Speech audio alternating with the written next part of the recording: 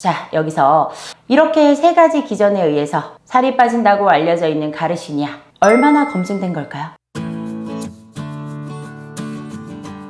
안녕하세요, 내과전문 닥터케입니다. 가뜩이나 추운 날씨로 활동량이 적어지는 겨울철, 코로나 여파가 함께 맞물리면서 많은 분들께서 흔히 말하는 확진자가 되어가고 있는 요즘이죠. 나와 다른 사람들의 건강을 위해서 야외 활동을 자제하다 보니까 운동할 여건도 잘 되지 않고 식사를 조절하기에는 어려움이 많다 보니까 많은 분들이 다이어트 보조제로 눈을 돌리고 계세요. 인터넷이나 SNS를 통해서 보면 먹기만 해도 몇 킬로가 금방 빠진다, 이런 광고들이 많습니다. 이렇게 끝없이 흘러나오는 다이어트 보조제 광고들, 오늘은 이 다이어트 보조제 중에서 한 가지, 가르시니아에 대해서 알아볼게요.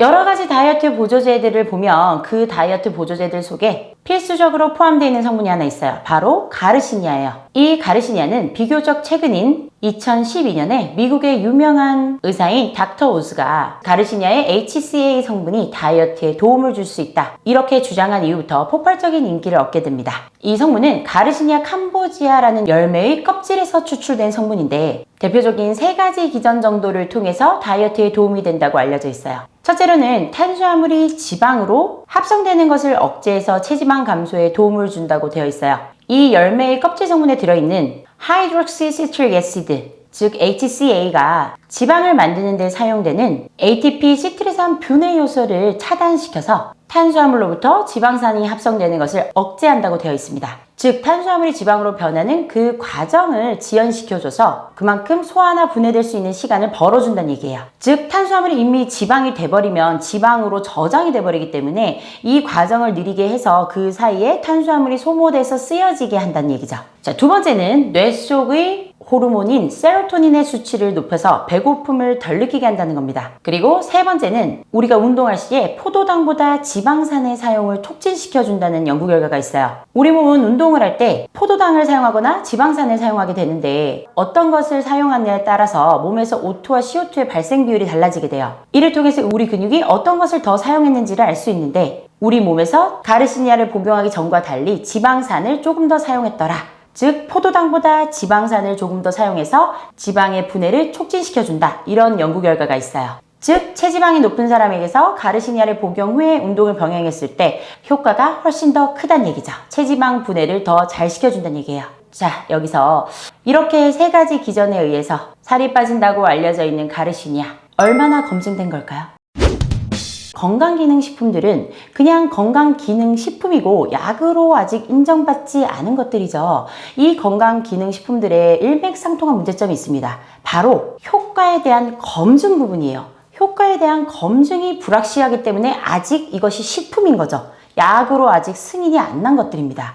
즉 연구 결과들은 존재하긴 하는데 양이 터무니없이 적거나, 그리고 그 결과들도 다이어트에 효과가 있다 아니면 없다 아니면 그냥 그렇다 애매하게 여러 가지로 나뉘는 거죠. 이 말은 곧 복용 시에 눈에 띄는 검증된 효과를 일으키기에는 부족하다는 얘기예요. HCA의 경우에는 기능성을 인정받긴 했지만 탄수화물이 지방으로 합성되는 과정을 조금 느리게 해준다라는 것에 대한 인증을 받았을 뿐이지 효과적으로 이게 얼마만큼 작용하는지에 대해서는 확실한 효과를 인증받지 못한 상태예요. 그렇다면 이 가르시니아를 복용했을 때 어떤 경우에 도움을 받을 수 있을까요?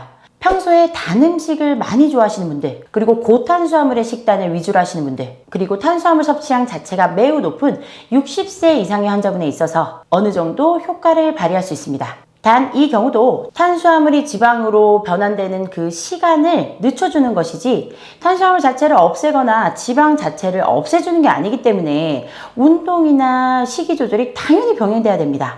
그냥 이 시간만 늦추는 거예요. 영구적으로 나중에 저장할 수 있는 지방세포로 변환되는 과정을 늦춰준다는 거지 결과적으로는 가만 냅두면 그냥 합성되게 돼 있죠, 지방으로. 그렇기 때문에 운동이나 이런 여러 가지 식이 조절을 통해서 들어가는 탄수화물 양 자체를 줄여주거나 이렇게 지방으로 변환되는 과정 속에서 느려져 있는 와중에 이 많았던 탄수화물을 써줘야 돼요. 운동을 통해서 써줘야 된다는 얘기입니다. 그래야 이렇게 우리가 늦춰지는 것에 대한 의미가 있게 되겠죠.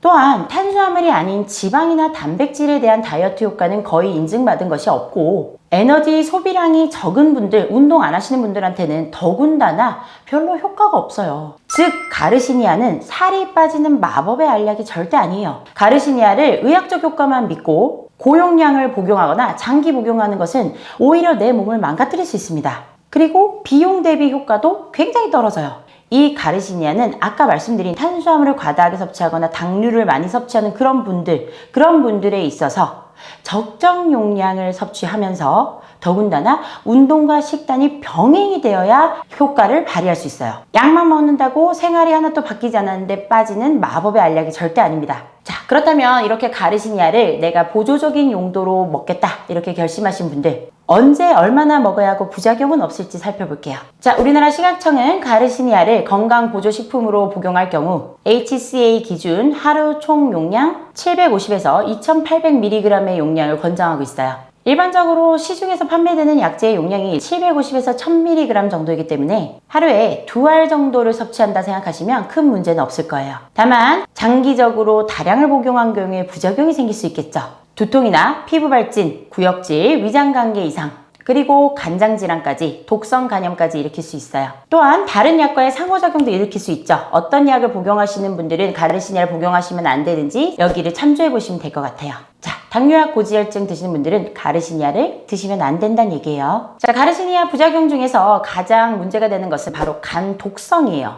미국 국립보건원에서 발표한 자료에 따르면 가르시니아의 간 독성은 B등급입니다. B등급은 빈번하지는 않지만 명백한 가능성이 있는 것이 바로 B등급이에요. 간 독성의 증상으로는 당연히 황달이 생기거나 콜라색 소변이 나오거나 피로감, 열감 이런 여러 가지 증상들이 발생할 수 있어요. 그렇기 때문에 간에 문제가 없으신 분들은 괜찮지만 간 수치가 높거나 내 간에 문제가 있거나 지방간이 있거나 그런 분들은 가르시니아를 복용하지 않는 것이 좋아요. 그리고 내 간이 건강하더라도 앞서 말씀드린 황달이나 이런 증상들이 발생하면 당연히 복용은 중지해 주셔야 돼요. 아시겠죠?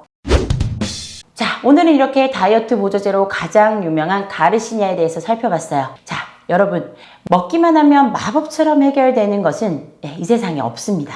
아마 이제 먹기만 하면 다이어트가 되는 그런 약이 개발된다면 이미 억만장자가 돼 있을 거예요. 그렇기 때문에 오늘도 광고를 보시면 과감하게 눈을 돌리시고 건강하게 체중을 감량할 수 있는 것은 결국 운동과 식이 조절뿐이에요. 거기다가 다이어트 보조제는 말 그대로 보조제입니다. 보조하는 역할을 할 뿐이에요. 그렇기 때문에 탄수화물 많이 드시거나 당 많이 드시는 분들에 한해서 보조적인 역할로 쓰셔야 하고 이것만 복용한다고 해서 해결되는 마법의 알약이 절대 아니라는 것 잊지 마시고요. 더군다나 간에 좋지 않은 부작용이 발생할 수도 있다는 것은 명심하셔야 합니다. 자, 여러분의 건강한 다이어트를 위해서 오늘은 가르시니아에 대한 비밀을 살펴봤어요. 오늘 들으신 내용이 마음에 드시면 구독과 좋아요, 알림 설정 부탁드릴게요. 감사합니다. 내과 전문의 닥터 K였습니다.